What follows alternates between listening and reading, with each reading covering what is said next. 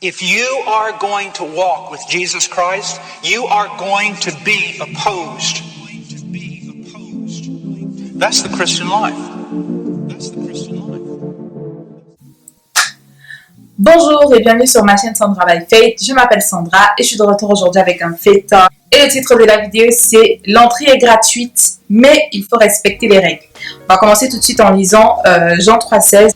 Car Dieu a tant aimé le monde qu'il a donné son Fils unique afin que quiconque croit en lui ne périsse point, mais qu'il ait la vie éternelle. Ensuite, on va lire 2 Timothée 2,5 qui dit, et je lis dans une version français courant, un athlète qui participe à une compétition ne peut gagner le prix que s'il lutte selon les règles.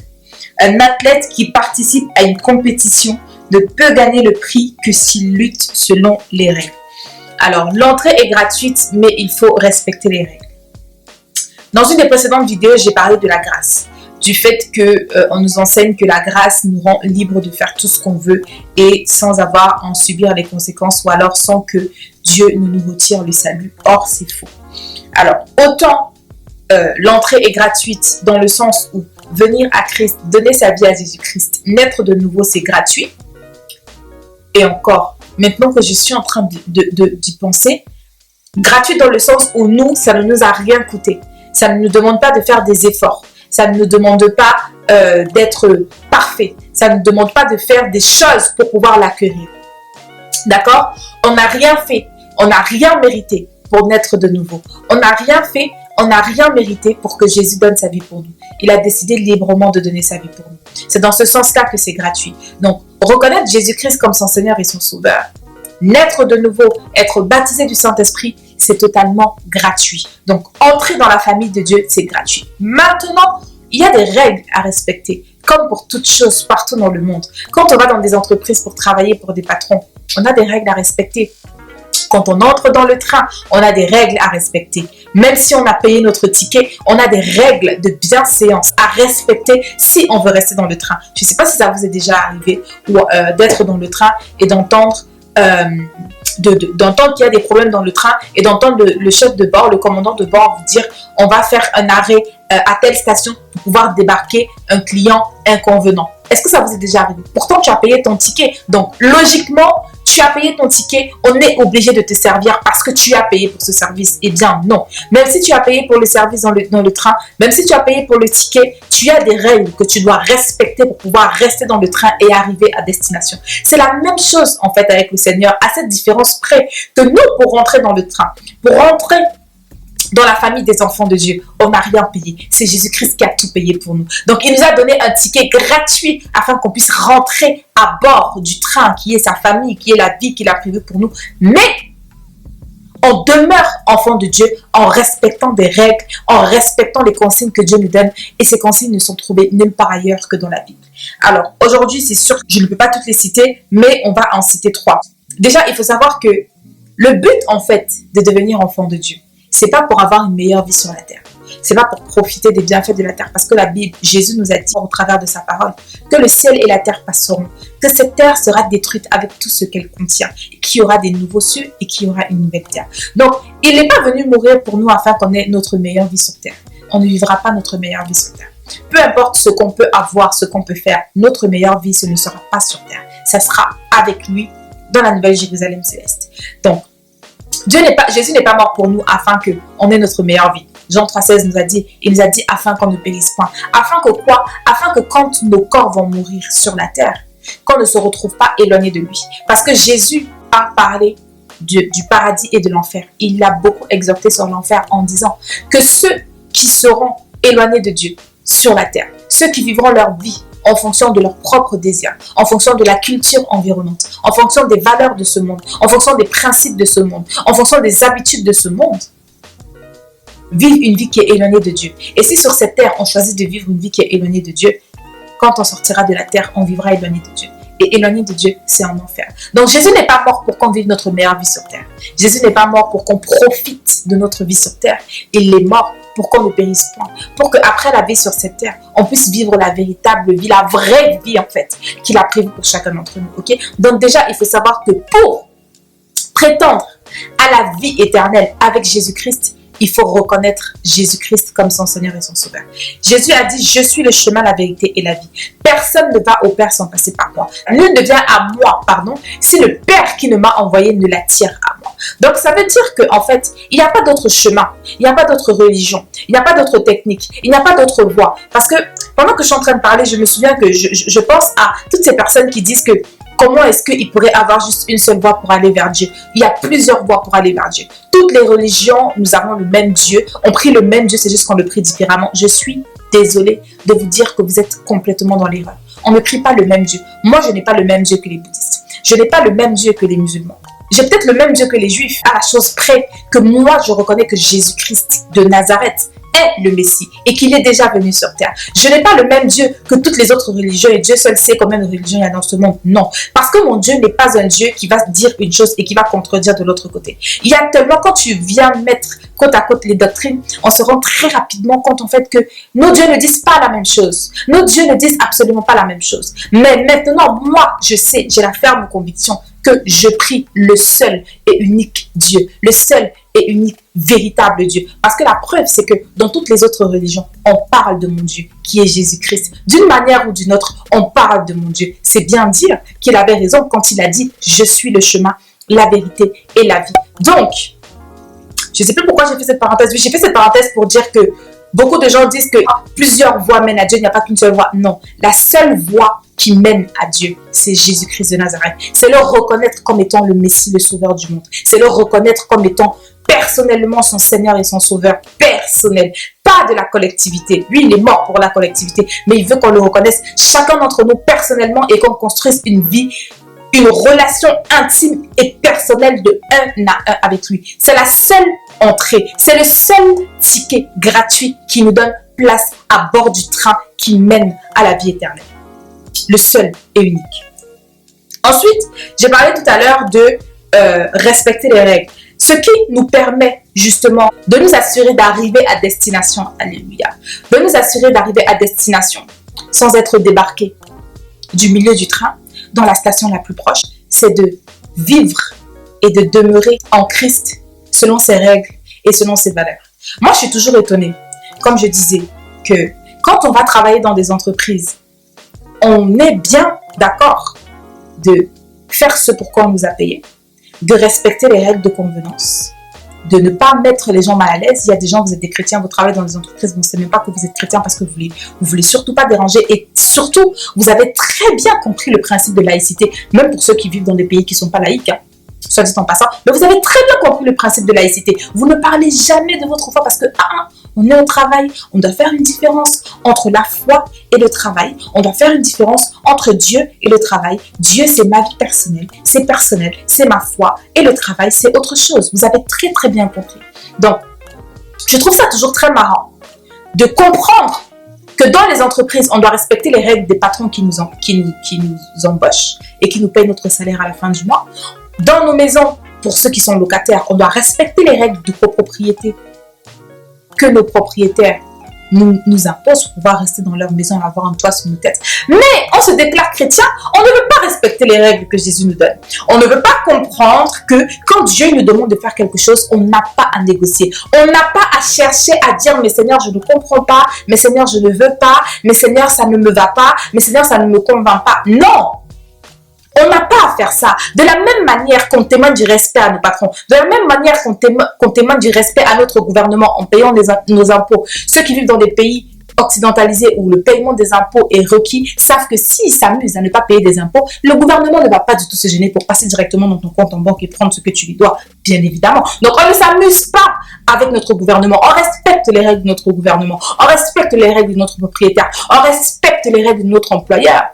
On doit aussi respecter les règles de Dieu. Pourquoi? Parce que c'est Dieu qui nous donne le souffle de vie tous les matins. Parce que c'est grâce à Dieu que nous sommes capables de vivre. Parce que c'est grâce à Dieu que nous avons cet emploi. Parce que c'est grâce à Dieu que nous avons un toit sur notre tête. Parce que c'est grâce à Dieu que nous sommes capables de faire tout ce que nous faisons. Jésus a dit encore dans Jean 15:5, je suis le cep, vous êtes le sarment. Sans moi, vous ne pouvez rien faire.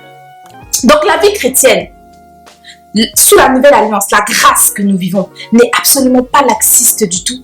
Et Dieu s'attend à ce que nous respectons des règles. Oui, Dieu a le droit de me dire ce que je dois faire avec les yeux qu'il m'a donnés. Il a le droit de me dire ce que je dois dire avec la bouche qu'il m'a donnée. Il a le droit de me dire ce que je dois entendre et ne pas entendre avec les oreilles qu'il m'a données, avec l'ouïe qu'il m'a donné, avec le système auditif qu'il a créé, qu'il a construit en moi. Dieu a le droit de me dire ce que je dois faire ou ne pas faire avec les mains, avec les 10 doigts qu'il m'a donnés. Dieu a le droit de me dire où je dois aller et où je ne dois pas aller avec les pieds qu'il m'a donnés. Dieu a le droit de me dire ce que je dois penser et ce que je ne dois pas penser avec l'intelligence, avec l'âme qu'il m'a donnée. Dieu a le droit d'exiger de nous ce qu'il veut qu'on fasse avec chacun des membres du corps qu'il nous a donné. Parce que si nous reconnaissons qu'il y a un Dieu, on reconnaît que ce Dieu-là est notre créateur. Donc il y a des règles à respecter quand on est chrétien et quand on s'est engagé sur la voie de la vie éternelle avec Jésus-Christ. Donc c'est vivre et demeurer sous la grâce de Dieu par Jésus-Christ en respectant les exigences de Dieu. Et le troisième point, c'est obéir. Obéir. Obéir tout simplement. Donc si tu te dis chrétien, mon frère, ma soeur, si tu déclares que Jésus-Christ est ton Seigneur et ton Sauveur, mais que tu veux continuer à vivre ta vie comme ça te plaît, sache que tu finiras par être débarqué. Tu finiras par être débarqué à la station la plus proche. La station la plus proche, ça peut être la mort, ça peut être la maladie, ça peut être perdre ton emploi, ça peut être tout type de choses. Donc si tu veux éviter d'être débarqué du train à cause de tes propres actions, parce que ce qu'il faut savoir, c'est parce qu'on est incivil, c'est parce que on a refusé de respecter les règles que le commandant de bord a pris la décision de nous débarquer. C'est pas lui qui a décidé de manière aléatoire de nous débarquer, non.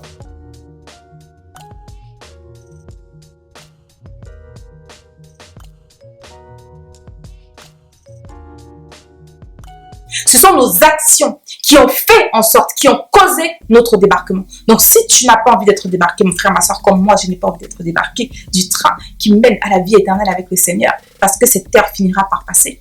Vivons en respectant les règles que le Seigneur nous a imposées.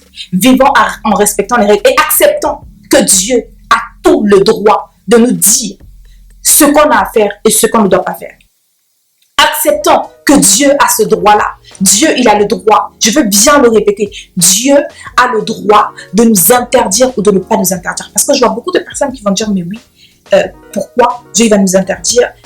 C'est pour ça que j'aime pas la religion, parce qu'il y a trop d'interdits. Mais ma chérie ou mon frère, comme je disais tout à l'heure, on a des interdits partout. Tu fais pas ce que tu veux dans une maison qui ne t'appartient pas. Tu fais pas ce que tu veux dans une entreprise qui n'est pas la tienne. Tu fais pas ce que tu veux sur la voie publique qui n'est pas la tienne. Tu ne fais pas ce que tu veux. Et si tu essayes de faire ce que tu veux comme ça t'entend et que tu nuis aux autres et que tu transgresses les règles, ben tu te rends vite compte que tu es repris. Tu fais pas ce que tu veux sur l'autoroute. On a tous des règles à respecter. On a des droits, on a des devoirs. On a des interdits, on a des choses qu'on a le droit de faire. Mais dans le royaume de Dieu, c'est pareil. Donc acceptons en tant que chrétiens que Dieu est dans son droit de nous exiger de faire et de ne pas faire. Dieu a le droit de nous exiger de vivre dans la sainteté et dans la sanctification.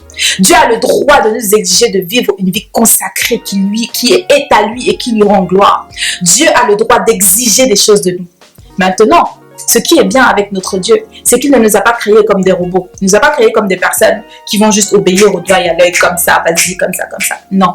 Il nous a créés avec un libre arbitre. C'est-à-dire que lui, il sait qu'il est dans son droit de nous exiger des choses. Mais en même temps, il nous fait comprendre que oui, même si je suis dans le droit de t'exiger, tu es quand même libre de faire ce que tu veux. Parce que moi, je veux avoir une relation d'amour avec toi. Je veux avoir une relation où tu fais ce que je t'exige parce que tu m'aimes, pas parce que tu as peur de moi. Parce que tu veux tellement me plaire que pour toi, en fait, c'est pas compliqué. Dans Jean, il dit, mais ces commandements ne sont pas pénibles à garder. Les commandements de Dieu ne sont pas pénibles à garder. Quand on l'aime, on garde ses commandements. Quand on l'aime, on garde ses commandements. Donc, j'espère vraiment que cette vidéo aura su t'encourager, que cette vidéo aura su te faire prendre conscience que Dieu a effectivement le droit de nous réclamer, de nous exiger de faire des choses. Je vais terminer avec cette phrase que j'ai écrite. Être sauvé ne nous coûte rien, mais rester sauvé nous coûte toute notre vie. La seule chose capable de nous y aider de manière durable, c'est de nous affectionner aux choses d'en haut. Dans Colossiens 3, Paul dit aux Colossiens affectionnez-vous aux choses d'en haut. Ainsi, les choses de la terre ne vous serviront plus de rien. J'ai paraphrasé, mais je mettrai la référence exacte en barre d'infos et sur l'écran. Affectionnez-vous aux choses d'en haut. Si on s'affectionne à ce que Dieu aime, si toute notre pensée, c'est « Ah, c'est toi, Seigneur, ce que tu veux, ce que tu veux, ce que tu veux, ce que tu veux. Seigneur, ce que tu attends de moi, ce que tu as prévu pour moi, Seigneur, quand je vivrai avec toi. » On ne trouvera pas que les commandements de Dieu sont pénibles et on se tiendra à carreau en vivant selon les exigences de Dieu. Et surtout, on acceptera volontiers que Dieu a tous les droits de nous exiger quoi que ce soit parce qu'il est celui qui nous donne tout ce que nous avons. Tout ce que nous avons, c'est lui qui nous donne. Donc voilà, on arrive à la fin de cette vidéo. J'espère vraiment que cette vidéo aura su t'encourager. J'espère vraiment que cette vidéo aura su te faire prendre conscience que la meilleure chose pour nous, c'est d'abdiquer. La meilleure chose pour nous, c'est d'abdiquer et de rechercher à aimer Dieu de telle sorte que tout ce qu'il va nous demander de faire, on ne le verra plus comme étant un fardeau. On ne le verra plus comme étant des interdits. On ne le verra plus comme étant des choses trop pénibles, trop compliquées. Non, on le verra comme étant des choses qui viennent être agréables, des choses qui viennent nous nourrir, des choses qui viennent concourir à notre bien. Parce que la vérité, c'est que les interdits qu'on a, ce sont des interdits qui sont là pour nous protéger de choses qui vont nous blesser, pour nous protéger des choses qui vont nous faire mal. Quand nos gouvernements mettent la limite sur l'autoroute à 130 km/h, c'est parce qu'ils savent que si on roule à plus sur l'autoroute, on est susceptible de causer des accidents qui vont prendre des vies. Et vous et moi, vous savez très bien que nous ne vivons qu'une seule fois. La Bible a dit qu'il est réservé à l'homme de mourir une seule fois, après quoi vient le jugement. Donc quand on nous met des interdits, c'est parce que derrière, en fait, il y a des choses qui sont potentiellement nuisibles d'abord pour nous-mêmes, sans compter pour toutes les personnes qui sont autour de nous. Donc acceptons volontiers les interdits de Dieu. Acceptons volontiers que Dieu sait tout mieux que nous. Et même si ça nous apparaît indécent, ou ça nous apparaît difficile, ou ça nous apparaît trop brusque ou réfractaire, ou je ne sais quoi, acceptons et reconnaissons que Dieu, il est bon. Et cherchons vraiment à l'aimer de tout notre cœur, de telle sorte effectivement que ces choses-là ne nous apparaîtront plus difficiles ou compliquées, mais on va le faire avec amour parce qu'on reconnaît que c'est pour notre bien. Donc voilà, moi je te remercie encore une fois de plus avoir pris le temps de regarder la vidéo. N'hésite pas à la partager à un frère ou une soeur autour de toi parce que je crois que ça bénira.